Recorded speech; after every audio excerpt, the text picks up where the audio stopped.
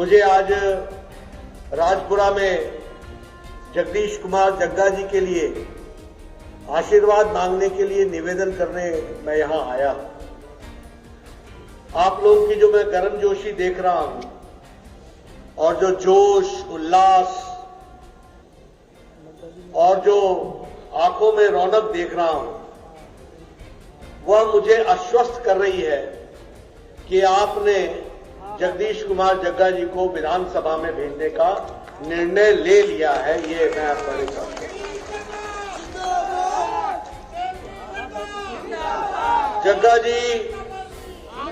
जग्गा जी ने बहुत तफसील से अपने बारे में चर्चा की है। मैं चाहता था कि मैं कुछ ज्यादा बोलूं, पर अब मैं समय की कमी के कारण अब मैं कम बोलूंगा। लेकिन आपने देखा कि इन्होंने आपके सामने सारी बातों को बहुत गहराई के साथ रखा है।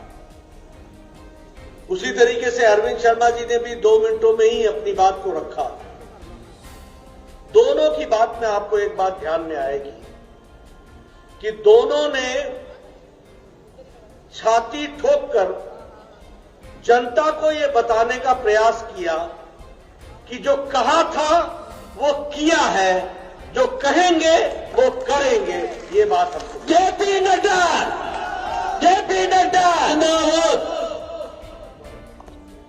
मित्रों, आप एक भी राजनीतिक दल के प्रत्याशी को मुझे दिखा दो बीजेपी के अलावा जो छाती ठोक के ये बोले कि मैंने ये कहा था और मैंने ये किया है।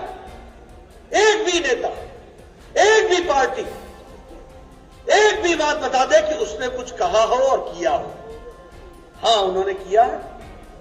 क्या किया है? वोट आपसे लिए, पर्चे आपके ऊपर बनाए, केस आप पर ठोके, भाई को भाई से लड़ाया।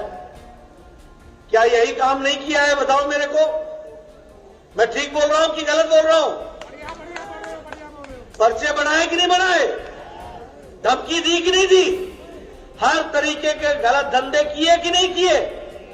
आज के दिन वो आपको क्या बोलेंगे कि मैं क्या करूंगा? ये बीजेपी ही है जो कहती है वो करती है और लोगों के हित में काम करती है, वो भारतीय जनता पार्टी। आप बताइए, मैं राष्ट्रीय अध्यक्ष के नाते आपसे पूछना चाहता हूं, किसी ने ये सोचा था कि 2 करोड़ से ज्यादा पक्के मकान इन 3 सालों के अंदर बना करके गरीब लोगों को दे देंगे और झोपड़ी से निवृत्त करा देंगे और ये कहेंगे कि इस देश में कोई झोपड़ी में नहीं रहेगा, कोई कच्चे मकान में नहीं रहेगा, पक्के मकान में रहेगा और प्रधानमंत्री आवास योजना में रहेगा? ये कहने का दम नरेंद्र मोदी जी को है और उनकी सरकार को है। इस बार के बजट में 2 करोड़ 80 लाख घर 1 साल में बनने वाले हैं। 60,000 करोड़ रुपए इसके लिए रखा गया है। कभी सोचा था क्या? अरे 2014 तक तो 18,000 गांव बिना बिजली के थे।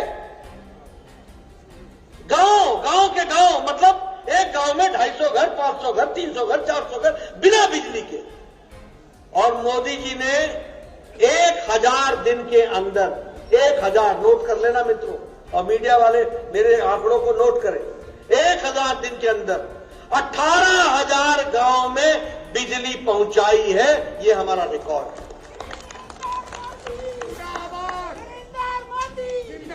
उसी तरीके से अगर हम देखें तो आयुष्मान भारत, कभी सोचा था? देखो, राजपुरा के लोग, आपके परिवार से तो आधे लोग कोई ना कोई विदेश में होगा, कोई ना कोई अमेरिका में होगा, कोई ना कोई कनाडा में होगा, कोई ना कोई लंदन में होगा। ये तो पंजाब है, यहां से तो बहुत से लोग बाहर विदेश में हैं। तो कभी हम लोगों ने सोचा था कि उनको इस बात का भी इल्म होगा? अमेरिका में सारा चुनाव हेल्थ सिक्योरिटी के ऊपर होता है, यूरोप में सारा चुनाव हेल्थ और सोशल सिक्योरिटी पर होता है। लेकिन आप आज जो बोलते हो कि हमें गौरव होता है कि हम भारतीय हैं, हमें गौरव होता है कि मोदी जी हमारे प्रधानमंत्री हैं। क्यों गौरव होता है? इसलिए होता है कि उन्होंने दुनिया का सबसे बड़ा हेल्थ कवर आयुष्मान भारत 50 करोड़ लोगों को हर साल गंभीर बीमारियों से लड़ने के लिए और इलाज कराने के लिए 5-5 लाख रुपए की व्यवस्था की है। ये हमको ध्यान रखना है। कितना? 50 करोड़ लोग, यानी देश की 40% आबादी। और कौन है ये लोग? गरीब लोग, रेडी वाला, फेड़ी वाला, रिक्शे वाला, टांगे वाला, सब्जी वाला, बाल काटने वाला, ठेला लगाने वाला, ऑटो रिक्शा चलाने वाला, टैक्सी चलाने वाला, गरीब आदमी, साधारण आदमी, इनको 5 लाख रुपए हर साल।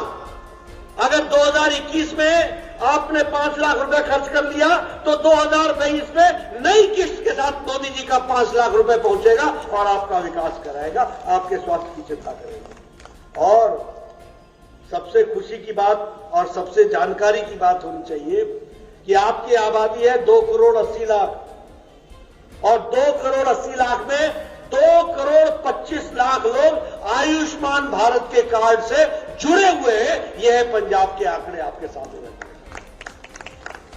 लगभग 2 करोड़ लोगों को देश में उनके घर में बिजली नहीं थी, उनको घर में बिजली पहुंचाने का काम जो किया है वह भी हमारे प्रधानमंत्री जी के द्वारा वह भी किया गया है। और यहां राजपुरा में आज 100% घरों में बिजली है, 100% घरों में बिजली है। और ये आपके यहां पर ये कांग्रेस की सरकार ने नहीं पहुंचाया, सीधा मोदी जी ने यहां पहुंचाया है सौभाग्य योजना के तहत। ये भी हमको याद रखना चाहिए। इसलिए विकास की जब हम बात करते हैं तो हर तरीके से गरीब, शोषित, पीड़ित, वंचित, समाज के अंतिम पायदान पर खड़ा व्यक्ति जिसको कोई नहीं पूछता था, उसको मोदी जी ने पूछा भी और पूजा भी, और पूजा करते हुए इस देश को आगे बढ़ाने का काम किया और पंजाब को भी आगे बढ़ाने का काम किया। ये हमको ध्यान रखना चाहिए। अब बताइए, आप क्या चाहेंगे कि यहां पर उधारी सरकार रहे, यहां पर ऐसी सरकार रहे जो उधार पर चले, या आप अपनी कमल खिलाने वाली सरकार चाहेंगे? बताइए कौन सी सरकार चाहेंगे आप? आप इसलिए मैं आपसे पूछ रहा हूं क्योंकि अगर कमल की सरकार होगी तो यहां पर डबल इंजन लगेगा और आपकी स्पीड बढ़ेगी। इसका भी आपको ध्यान रखना चाहिए। आज सिखों की बात हो रही है, सिख भाइयों की बात हो रही है। मैं पंजाब की धरती पर आया हूं, सिख भाइयों की बात हो रही है। मैं यहां दावे के साथ कहता हूं और मीडिया मेरी बात को नोट कर ले, किसी ने भी सिख भाइयों के लिए उतना नहीं किया जितना कि आदरणीय श्री नरेंद्र मोदी जी ने सिख भाइयों के लिए और पंजाब के लिए किया है। ये याद रखें। और मैं कहने के लिए नहीं कह रहा हूं, हरजीत भाई बैठे, आप जानते हैं यहां पर आपकी दिल्ली में कितने बार हमारे सिख भाई सल्तनत के हिस्सेदार बने, कितने बार बड़े बड़े ओहदों पर बैठे। आप बताइए, सारी दुनिया में हरमंदिर साहब को लेकर हमारे दुनिया से लोग हरमंदिर साहब में चढ़ावा चढ़ाना चाहते थे और वह हरमंदिर साहब के माध्यम से सिख धर्म के लिए आर्थिक रूप से सहायता देना चाहते थे। किसने रोका था कि फॉरेन कंट्रीब्यूशन रेगुलेशन एक्ट का अप्रूवल न मिले? किसने रोका था? क्यों इतने साल तक रुका रहा?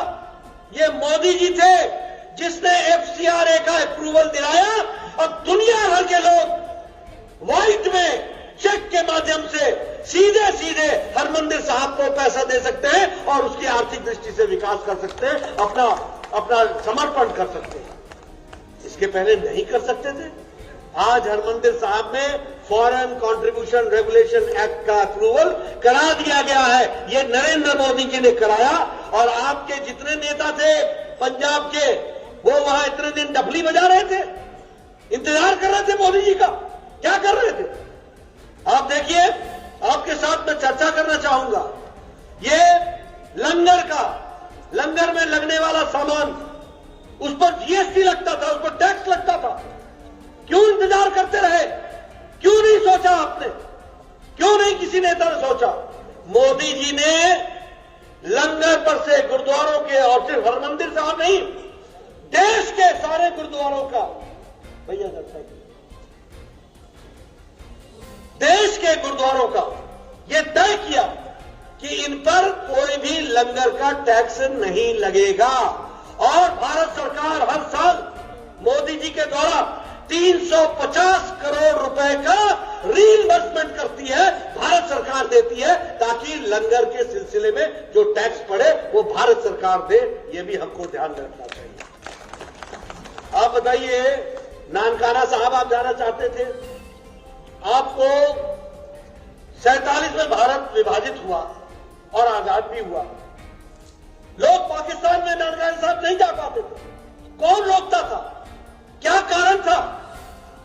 क्यों लोगों को मोदी जी का इंतजार करना पड़ा? जब मोदी जी प्रधानमंत्री बने, पाकिस्तान से बात की, 120 करोड़ रुपए का कॉरिडोर बना करके आज हमको दर्शन करना हो तो गुरु नानक जी के स्थान पर जाकर हम दर्शन कर सकते हैं, ये ताकत दी तो भारत को मोदी जी ने दी है, ये भी हमको याद है।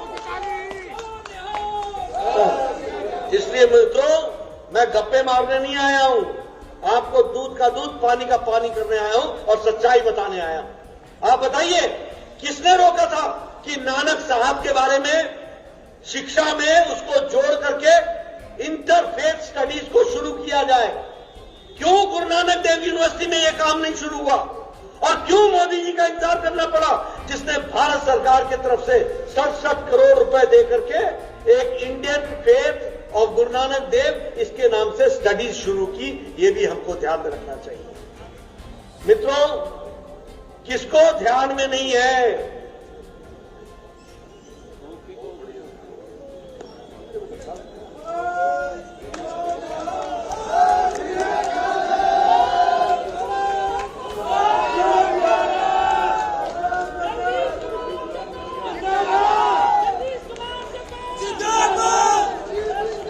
जथेदार सुरजीत सिंह गढ़ी, भारतीय जनता पार्टी जिंदाबाद, जिंदाबाद, जिंदाबाद, भारतीय जनता पार्टी जिंदाबाद, जिंदाबाद, जिंदाबाद। श्रोमणी अकाली दल छठ के भारतीय जनता पार्टी शामिल हुए। देखिए, सुरजीत सिंह गढ़ी जी के आने से मंच पर भी और सामने भी एक अलग की खुशी दिख रही है। वो अपने आप में बहुत सी बातें बताता है।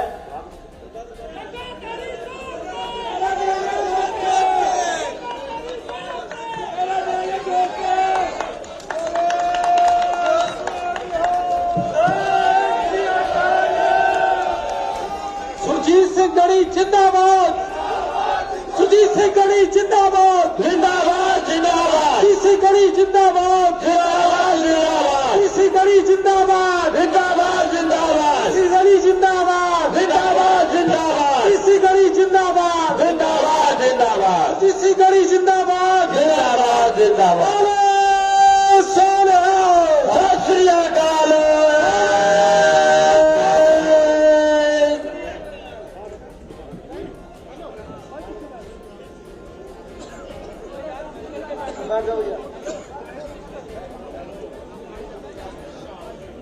जगह जी, आप बैठ जाओ।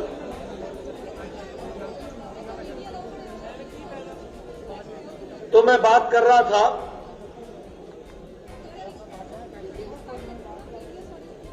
उन्नीस 1984 में दिल्ली में सिखों के खिलाफ दंगे हुए, 1984, और मैं उस समय दिल्ली में ही था, करोल बाग में। और मुझे अच्छी तरीके से याद है कि एक परिवार को मैंने 3 दिन 3 रात अपने यहां रख करके उनकी जान की रक्षा की। और मुझे ये भी याद है कि किस तरीके से उस समय लोग अपने जान के लिए बचाने के लिए किस तरीके से लगे थे। 30 साल बीत गए, ये दंगा करने वाले लोग दंदनाते रहे, किसी ने नहीं इनके ऊपर हाथ डाला, किसी ने नहीं डाला, किसी ने नहीं पूछा। मैं आज सिख भाइयों से पूछना चाहता हूं, आप बताइए, 1984 ने लेकर कितने कमीशन में थे और कितनी इंक्वायरियां हुई और कितने कमीशन के बाद कितने लोगों को सजा हुई? ये सब दिल्ली में दंदनाते रहे। प्रधानमंत्री मोदी जी 2014 में प्रधानमंत्री बने, उन्होंने एसआईटी बैठाई और आज ये दंगई आज तिहाड़ जेल के अंदर है, उनको अंदर पहुंचाने का काम किया तो नरेंद्र मोदी जी ने। उसी तरीके से ये जो सिख नेताओं को ब्लैकलिस्टेड किया हुआ था, इनकी संख्या थी 314, वैसे 316 है। 314 को ऊपर से ब्लैकलिस्ट हटाने का काम किया तो वह नरेंद्र मोदी जी की सरकार ने किया।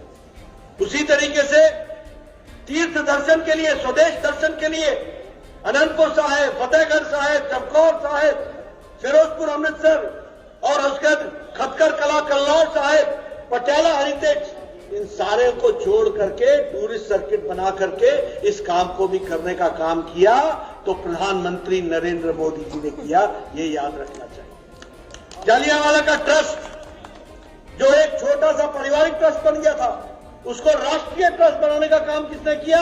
मोदी जी ने किया।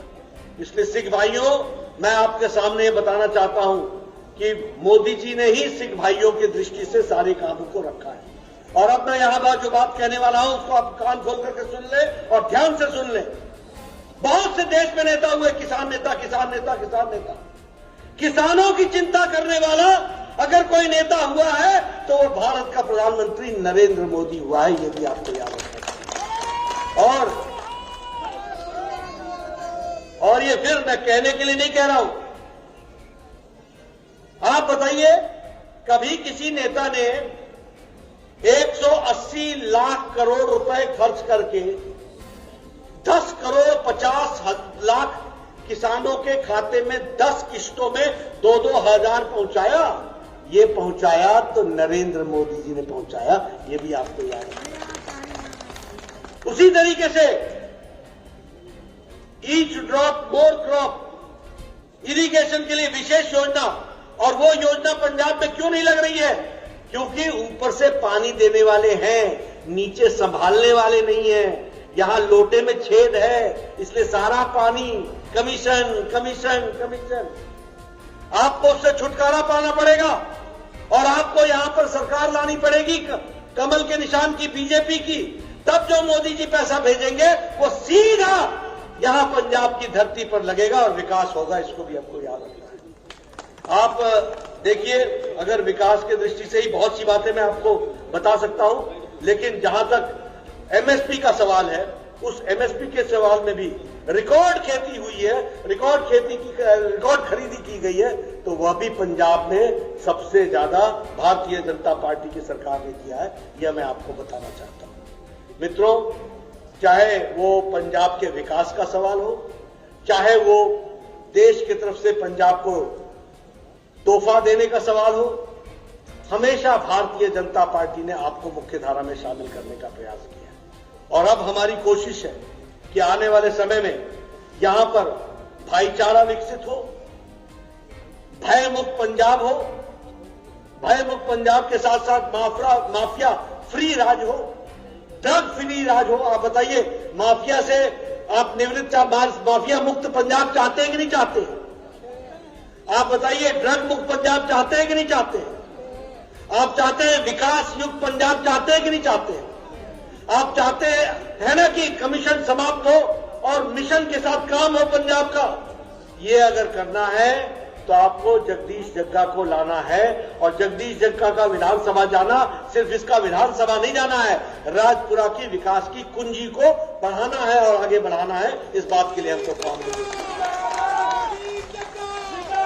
इसलिए मित्रों, मैं आपके बीच में ज्यादा न बोलता हुआ सिर्फ आपसे निवेदन करना चाहता हूं कि आज विकास अगर संभव है, अगर आतंकवादी जीरो टॉलरेंस रखना चाहते हैं, अगर पंजाब को शांत रखना चाहते हैं, 600 किलोमीटर का बॉर्डर है, ये 600 किलोमीटर का पाकिस्तान से बॉर्डर है, और पाकिस्तान की नीयत अच्छी नहीं है, साफ नहीं है। ऐसे में आप बताइए, यहां कमजोर सरकार बनाओगे? यहां पर आपको एक मजबूत सरकार बनानी पड़ेगी जो इन सारी चीजों की चिंता कर सके। आपने देखा, कैप्टन अमरिंदर सिंह जी ने खुद बोला, बतौर मुख्यमंत्री बोला, उस समय वो मुख्यमंत्री थे, कि ड्रोन आ रहे हैं, असला ला रहे हैं, ड्रग ला रहे हैं। आप बताइए, यहां राष्ट्रवादी सरकार चाहिए कि नहीं चाहिए, यहां विकास के लिए हमको इस बात की जरूरत है कि नहीं है। इसलिए मित्रों, मैं सिर्फ आपसे एक ही बात निवेदन करने आया हूं, चाहे बात युवाओं की हो। अब देखिए, युवाओं की बात थी, 18 लाख स्कॉलरशिप थी पंजाब की, मोदी जी ने उसको बढ़ा करके 32 लाख कर दिया। आपके यहां स्कूल्स के दृष्टि से लगभग 3000 से ज्यादा क्लासरूम्स बनाए गए, स्मार्ट क्लासरूम्स बनाए गए। इसी तरीके से विकास के लिए 19 पॉलिटेक्निक कॉलेज खोले गए। हर तरीके से विकास के काम को जोड़ा गया। इसलिए चाहे युवाओं की शिक्षा का सवाल हो, स्वास्थ्य का सवाल, all India institute of medical sciences Bathinda में बनाया कि नहीं बनाया, सैटेलाइट सेंटर आपको फिरोजपुर में पहुंचाया कि नहीं पहुंचाया, और एक सैटेलाइट सेंटर अब रोपड़ से आगे ऊना में बन रहा है, ये भी आपको मैं बताना चाहता हूं, पीजीआई का।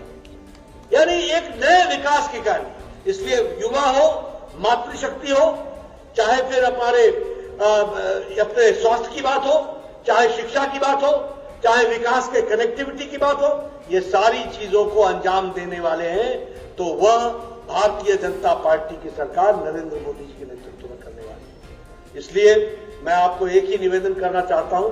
आपने जग्गा जी के बारे में कहा, जग्गा जी अपने बारे में बता रहे थे, मैंने कहा मुझे लगा कि इनको बताने की कोई आवश्यकता नहीं है, बच्चा बच्चा जानता है जग्गा को, और उनको मालूम है कि किस प्रकार से उन्होंने सेवा की है।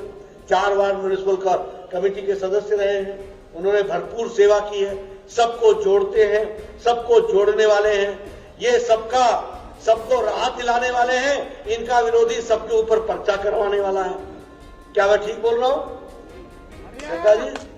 मैं ठीक बोल रहा हूं? मुझे दिखता है कि आपका डर यहां तक है। मैं सही बोल रहा हूं? हाँ जी मित्रों, तो अब आप भय मुक्त होकर एक नए राजपुरा के विकास के काम में जुड़िए और राजपुरा के विकास में अपना योगदान कीजिए। जग्गा जी जो आप सब लोगों से जुड़े हुए हैं, उनको एक बार समर्थन दीजिए, यही मैं कहने आया हूं। और इसके लिए आप सब लोगों को निवेदन करना चाहता हूं कि आपका आशीर्वाद मिले। आज हमें खुशी है कि सुरजीत जी गढ़ी जी ने भी भारतीय जनता पार्टी को ज्वाइन किया है। मैं अपनी ओर से उनका हार्दिक अभिनंदन और हम आपको इनका अभिनंदन करता हूं। और इनकी भी आप वाणी, मैं तो भी निकल जाऊंगा, लेकिन आप जरूर इनका वक्तव्य सुनेंगे और इनके बताए रास्ते पर आप चलेंगे। हरजीत जी हमारे बहुत पुराने साथी हैं, एक पार्टी के कार्यकर्ता हैं, जहां इनकी ड्यूटी लगाई जाती है चट्टान की तरह खड़े हो जाते हैं। सब इनके सहयोगी भी ज्वाइन कर रहे हैं, इनका बहुत बहुत धन्यवाद। जय भारत, जय पंजाब।